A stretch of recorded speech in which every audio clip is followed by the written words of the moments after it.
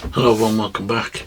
I've brought in this Chinese elm to give it its first pruning basically of the year. Starting to get some long runners on it now, and I like to keep my Chinese elms nice and tight. There's a few little weeds in here that need doing. We can clean all that out as well. Okay, so I'm not going to probably do too much branch structure because the branches are already more or less set. This is going to be more of a kind of just pruning back some of the longer growth, stuff that are growing, either growing in towards the tree or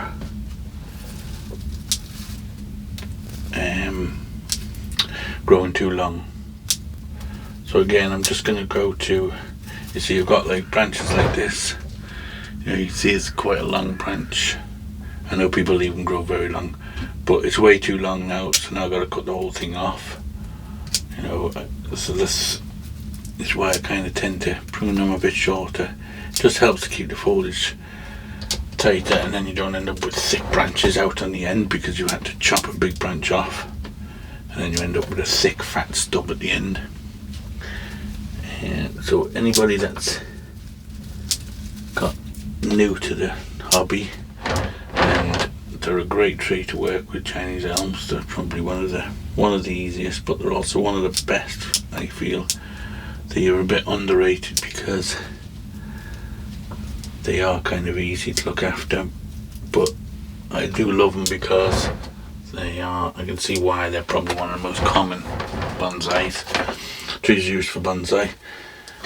You can literally style them in any way you want.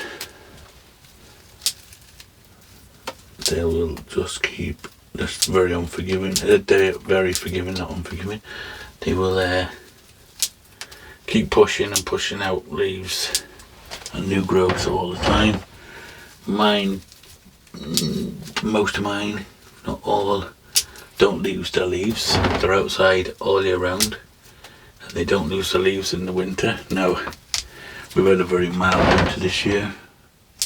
I think it only got kind of down to 0 Celsius. A few times maybe -1, maybe -2. That's as bad as it got. With no snow or anything like that, so they were all happy out. But I never bring these trees in. They always stay outside. You can keep them indoors, but they're never. You're basically keeping the tree alive by keeping it indoors. The trees doesn't really flourish as well. So it's like you can keep them indoors, but they're far better outside.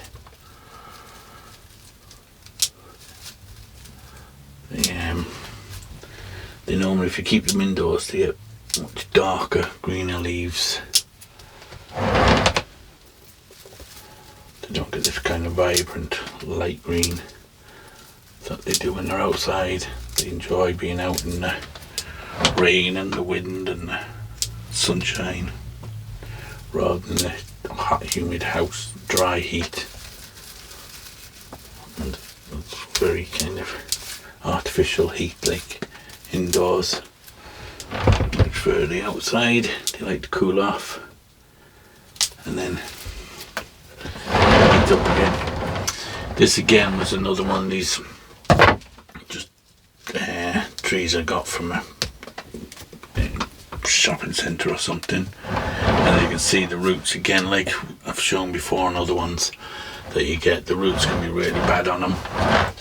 So the roots are all crossing, and then they have these S's on them, and this was probably planted to be standing up more that way, but I always tend to put them on rocks or over statues or things like that, just to create a reason why the roots are growing like this.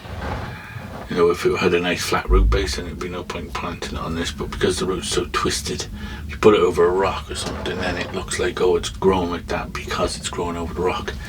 Now, I probably could have repotted this year and lifted up, because this rock is a lot bigger than it looks. This rock goes a lot further down into the pot, and it actually, as you can see, comes right out here. So this is kind of planted on a shelf on the rock. It's not just planted next to a rock, but you can't really see it because it's still kind of under the soil. But yeah, I've had this a few years and I've just been doing what I do now, just keeping it trimmed back. Basically, a lot of it is like hedge pruning in places. Other places you kind of, on the outer side, you want to be always going to an outer facing leaf.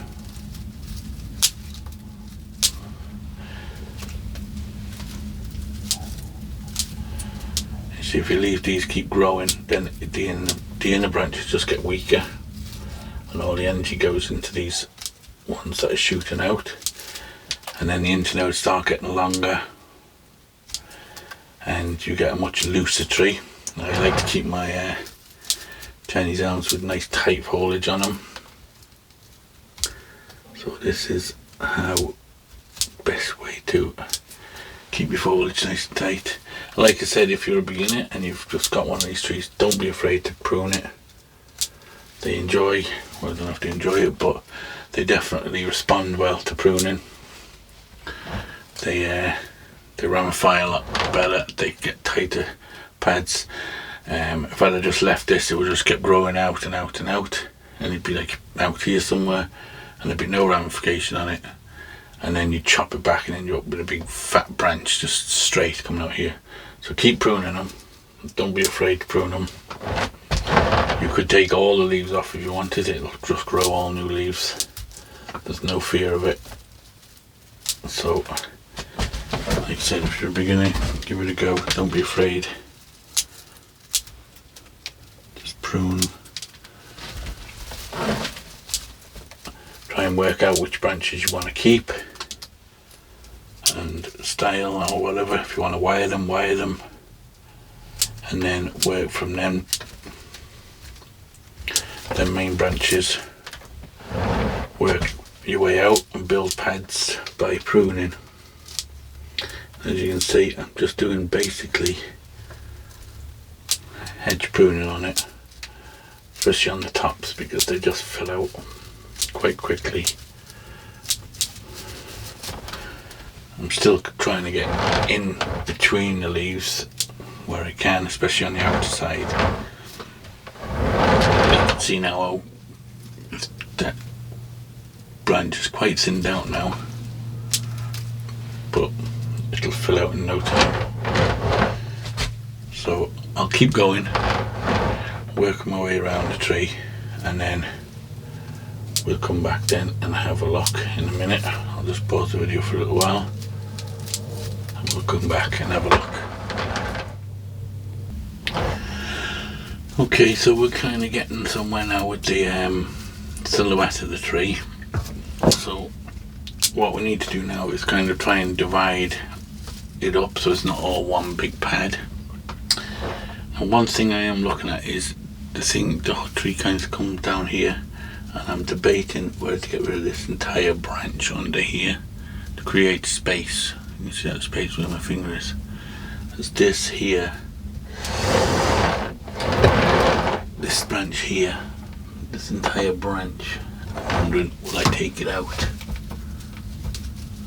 Do I need that branch over here? Would it be better without it? It's growing underneath, it's growing directly under another branch. This one here. So I'm just thinking, take that out. Would it kind of improve the tree a bit? Making space, because a lot of the time it's not just the foliage, it's the negative space you have in between. So I think I'm going to do it. I'm going to take it out, so it's going to be a big cut. Go right in and take it right from the start, the trunk.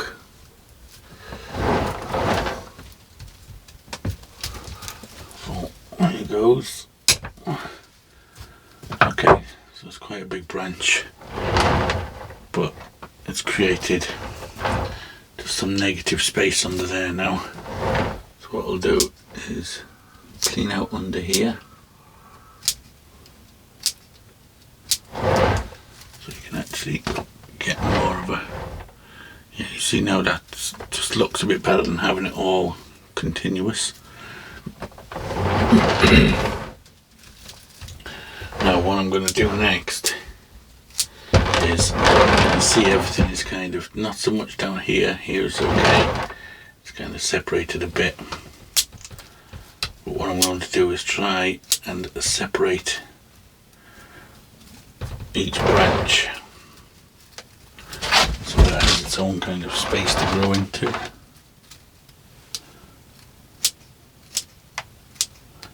It's not interfering with the, well, it will be interfering, but there is a negative space between them. Think back some of these shoots back here. I've had a lot of rain today. I've finally got all my barrels filled, so I have enough water collected for a week's worth of watering. So now it can stop raining. No doubt it's going to rain. Now I've got my barrels filled.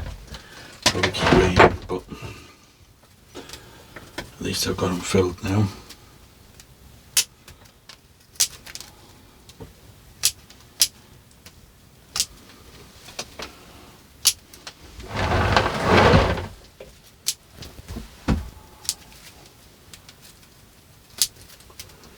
I did this, trees like this are the reason why I started my YouTube channel, is I have no records of this tree when I got it and how it looked, and I know it's changed dramatically since I got it. It's matured so much and changed so much from a little twiggy twisty tree with long shoots. Okay, yeah, so I just wish I had videos or pictures. I should have taken pictures probably of when I had it first. Again, I'm just going in, I'm just separating. You see here, this pad and this pad are joining, so I'm going to kind of round off this one a bit, and then we'll round off this one a bit, taking out these branches that are growing in towards it. Again, creating, you may not be able to see that, but in here it's got negative space again.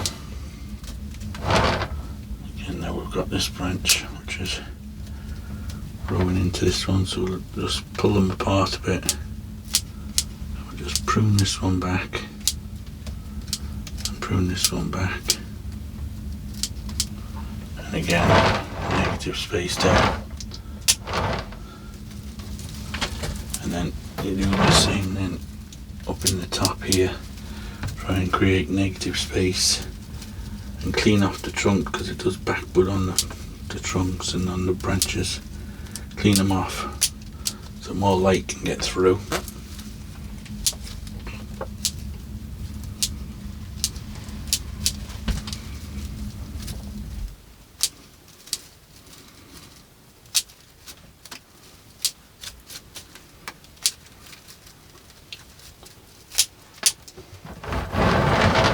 Okay, so now we're going to do the same video, because at the moment it's like one dome.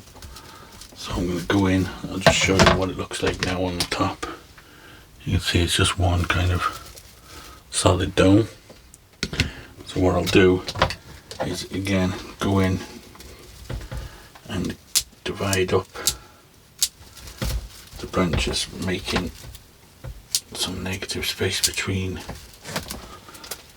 each one. It also makes it look more miniature when you have more spacing in between. Instead of one big pad, you have lots of small little pads.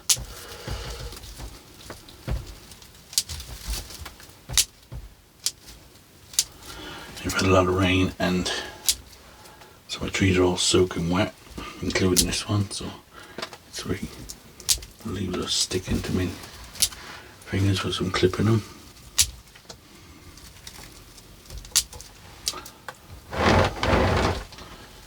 Okay, so So I'm going to go around and I'm going to do this, and then we'll bring the camera back and we'll have another look at it when it's done, and you should hopefully see the difference. Okay, so I think we're more or less done. There's a lot of leaves sticking in there because it's wet, but as you can see now, there's a lot more light getting through.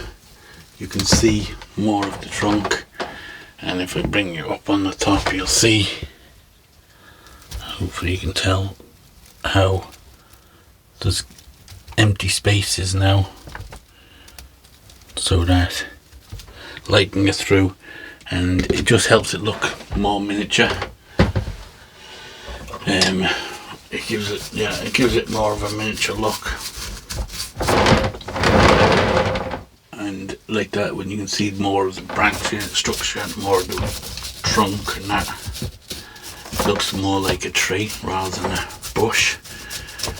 When it's all filled out, it's very kind of bush-like. So like that, if you're a beginner, don't be afraid to prune it, give it a go, and you'll see the results in not long at all, and then you'll gain more confidence then once you see it works.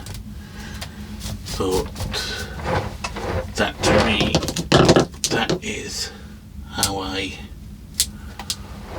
prune my Chinese elms to make them more miniature. So I'll leave it at that. I'll give it I was going to say give it a watering, but I'll just put it back out on the bench because it's already soaking wet. I will just clean off the back of this a bit, but I'll do that off camera, and we'll put it out on the bench. And once all these leaves that are just cut but sticking inside are cleared out, it'll look even better. I'll try and just clean off underneath your pads. I could